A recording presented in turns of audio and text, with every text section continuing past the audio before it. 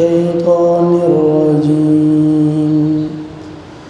بسم الله الرحمن الرحيم يا أيها الذين آمنوا لا تكونوا كالذين كفروا وقالوا لإخوانهم إذا ضربوا في الأرض أو كانوا غزا لو كانوا عندنا ما ماتوا وما قتلوا ليجعل الله ذلك حسرة في قلوبهم والله يحيي ويميت والله بما تعملون بصير.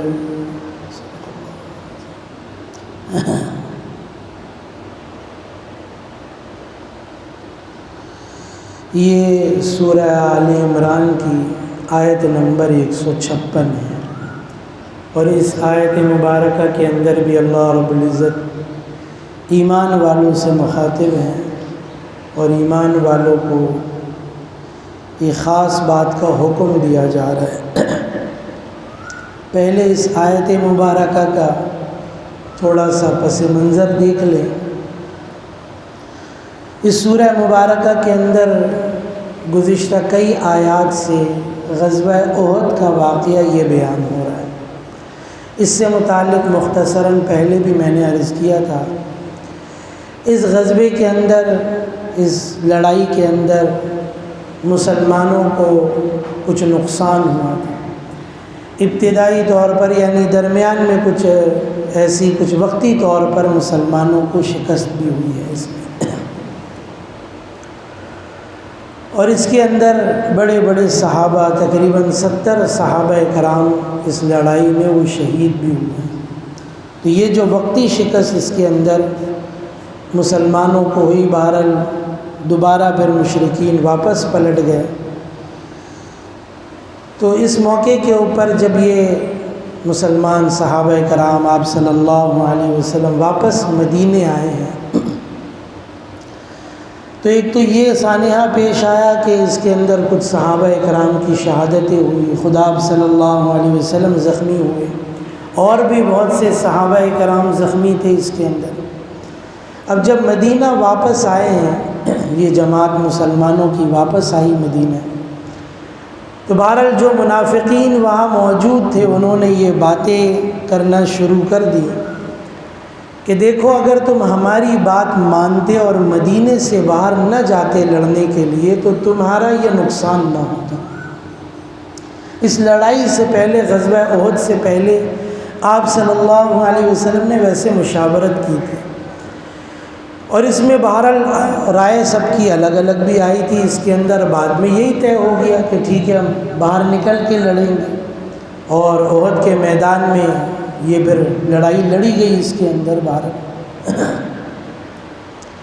لیکن بہرحال اس اعتبار سے یہ چیز کہ اس میں منافقین کو کہنے کا موقع مل گیا، وہ بھی اس لڑائی میں شریک نہیں ہوئے تھے، کچھ نکلے بھی تھے تو راستے سے واپس ہو گئے، اور انہوں نے اسی چیز سے اتفاق نہیں کیا تھا کہ مدینے سے باہر نہیں جانا چاہیے ہمیں لڑنے کے لیے۔ اور اس موقع کے اوپر انہوں نے مسلمانوں سے یہ باتیں کرنا شروع کر دی کہ دیکھو، اگر تم ہماری بات مانتے تو پھر تمہارے کو اتنا بڑا حادثہ پیش نہیں آتا، اتنی جانیں نہ جاتی اس کے اندر، تمہاری یہ حالت نہ ہوتی، اور دیکھو تم نے ہماری بات نہ مانی، اس کی وجہ سے تمہارا یہ نقصان ہوا۔ اب بہرحال یہ باتیں وہ کرنے لگے۔ ظاہری سی باتیں، اس طرح کی باتیں جب ہوتی ہے تو ہر آدمی سوچنے لگ جاتا ہے اس کے اندر، شاید صحابہ کرام بھی اس چیز کو سوچنے لگے، یہ بات بھی کچھ نہ کچھ دل میں آنے لگی، یا شاید آ جاتی ان کے دل میں بھی، تو اللہ رب العزت نے اس کو یہاں آیت مبارکہ میں واضح کر دیا کہ دیکھو، ان منافقین کی باتوں کی وجہ سے اپنے دل کے اندر نا امیدی پیدا نہ کرو، اپنے دل میں حسرت اور افسوس نہ کرو کہ دیکھو اگر ہم ایسا کر لیتے تو ایسا ہو جاتا،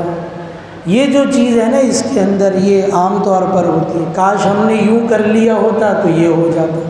اگر ہم اس طریقے سے کر لیتے تو ہم اس نقصان سے بچ جاتے۔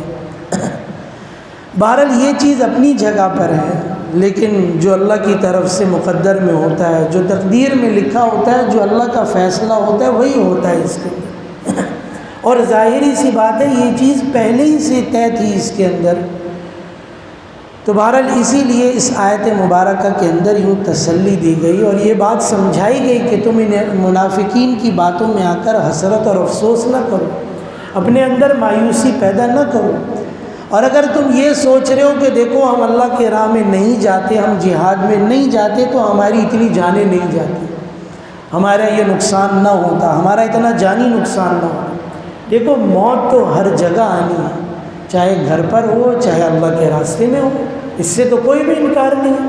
اگر موت تمہاری اسی وقت میں لکھی تھی تو تم گھر پہ بھی رہتے تو بھی موت آنی تھی۔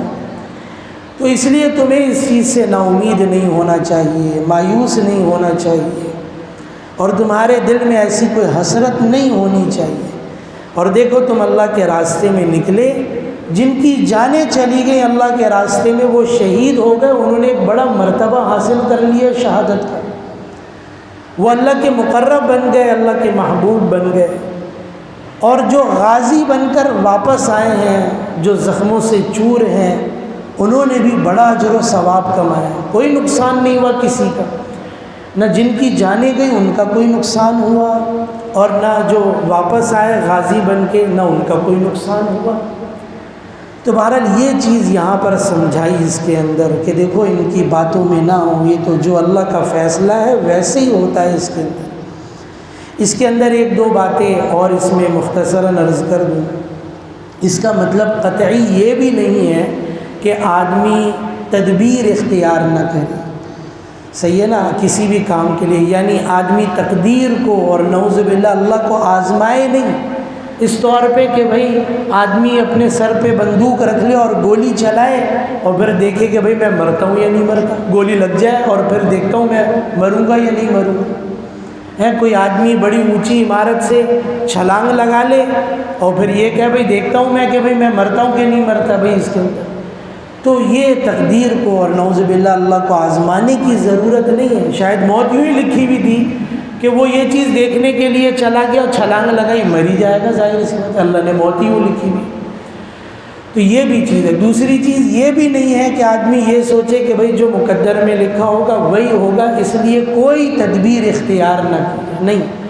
یہ بھی چیز ہے کہ موقع کی حالات کی مناسبت سے تدبیر اختیار کرنا یہ بھی ضروری ہے۔ اب اسی لیے فرمایا ٹھیک ہے صحت دینے والی ذات اللہ رب العزت کی ذات ہے، بیمار ہے آدمی دوا کھائے سنت سمجھ کے، اس کے اندر صحت اللہ رب العزت دیں گے، صحیح نا۔ آدمی اپنی گاڑی کھلی چھوڑ دے اور بھئی چوری ہونی ہوگی تو ہو جائے گی، مقدر میں لکھی ہوگی، یہ کوئی جو ہے عقل مندی کی بات نہیں ہے، نہ شریعت کا یہ حکم ہے۔ اس لیے حدیث مبارکہ میں بھی یوں فرمایا جس کا مفہوم ہے کہ دیکھو پہلے تم اپنے اونٹ کو باندھ دو اور پھر اللہ پہ بھروسہ کرو۔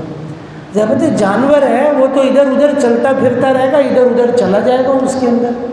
اس کو تھوڑی عقل و شعور ہے، یہ سمجھ ہے کہ تم نے جہاں کھڑا کر دیا وہیں کھڑا رہے گا، اس کے وہ تو چلے گا پھرے گا، ادھر ادھر چلا جائے گا۔ اب پہلے باندھ دو پھر اللہ پہ بھروسہ کرو۔ آپ نے پہلے گاڑی لاک کر دی، بند کر دی، پھر دعاؤں کا اہتمام کیا، پھر اللہ پہ بھی بھروسہ کیا اس کے ساتھ۔ تو تدبیر بھی بقدر ضرورت اور جیسی اس کی حاجت ہے وہ چیزیں بھی وقت کے حساب سے اس کو ضرور اختیار کرنا چاہیے۔ اور باقی ہاں یہ چیز ہے، یہ میرے بھی زبان پر ہے، سبھی کی زبان پر یہ بات آ جاتی ہے کہ یہ چیز اتفاق سے ہو گئی، اور یہی میں نے کہا جیسے یہ بھی زبان پر آ جاتا ہے اگر میں ایسے کر لیتا تو یہ نقصان نہ ہوتا۔ حضرت عارف باللہ حکیم اختر صاحب رحمہ اللہ ایک موقع پر فرمانے لگے کہ دیکھو کوئی بھی چیز اتفاق سے نہیں ہوتی،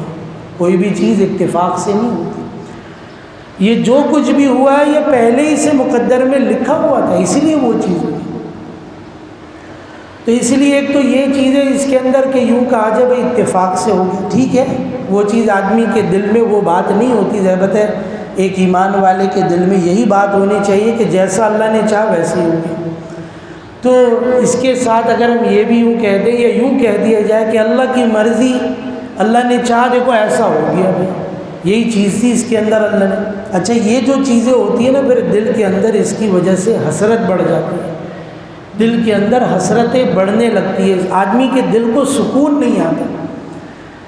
اسی لیے نقصان کے اوپر چاہے جیسا بھی نقصان ہو، جانی ہو مالی ہو، جس طرح چھوٹا ہو بڑا ہو، اس لیے یہ بھی چیز اس کے اندر بتائی گئی کہ اگر کوئی ایسی چیز ہو تو آدمی کیا کہے، انا للہ و انا الیہ راجعون۔